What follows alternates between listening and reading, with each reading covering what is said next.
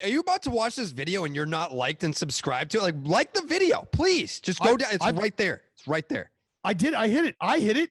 Have you hit it? One of the things that kind of stood out to me the most when we talked to you last was like you said something along the lines of, you know, like get to know, like anyone that has like a certain judgment about me, like get to know me first, and like I'm a pretty cool dude, and that's kind of like a blanket statement. So what would, if there's one thing that you would want people to know about Alex Verdugo, like what is that? And it's not like something non-baseball. Dude, that I'm normal like everybody else too. You know what I mean? Like I'm a human. I'm a person. I bleed just like you. You know what I mean? I'm the same as everybody. It's like my profession, my being in the big leagues has, you know, brought attention, has brought, you know, a little bit more fame, a little bit more under the microscope or the light. But at the end of the day, like I still carry myself like a normal person. And that's why I talk to fans the way I do. That's why I take my time and I hang out with people and give them advice or just bullshit, because for me, it's like I've always been taught, you know, like treat people how you want to be treated.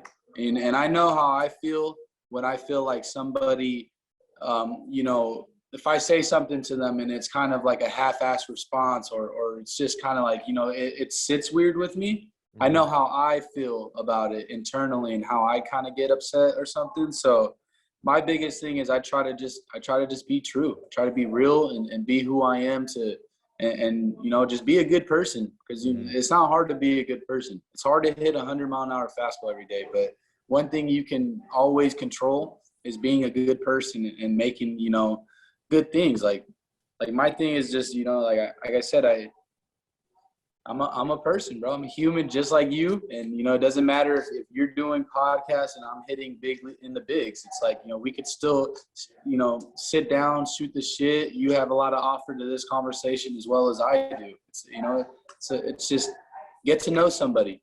Mm-hmm. Yeah. And I think, you know, like doing the podcast, obviously we get a lot of videos sent to us.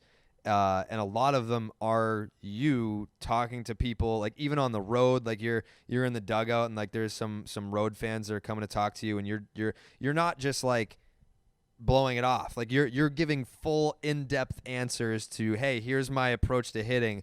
And then every single night I'm seeing like, oh, hey, like, look, I saw Doogie after the game. Like, like when people hang out by like the players parking lot at Fenway, you're the one guy that I would say we see almost every single night, like taking pictures with fans and everything.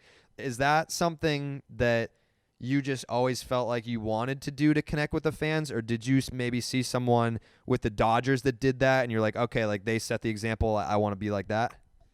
No, I think it was just more of like me personally. Just, you know, I don't really sign too much like during the games or right before the games, because I like to leave that time for me to kind of get locked in. Like, you know, like I don't, I'm thinking about the pitcher, thinking about my approach, thinking about, you know, the game, obviously. So beginning of the games, I'll sign a few, but for the most part, I just try to lock it in as best I can. And, you know, after the game, it's just, I don't have anything to stress about, to worry about, or to get, you know, active, like to get ready for. So for me, it's just like, that's my time. That's my downtime. Like, you know, and hey, if these fans are gonna stay out here and wait and you know, little kids and things like that, it's like, yeah, of course I'm going to sign. And, you know, I'm going to start getting to the point where like you see a couple of repeat offenders, you know, those guys that are kind of you know, baseball,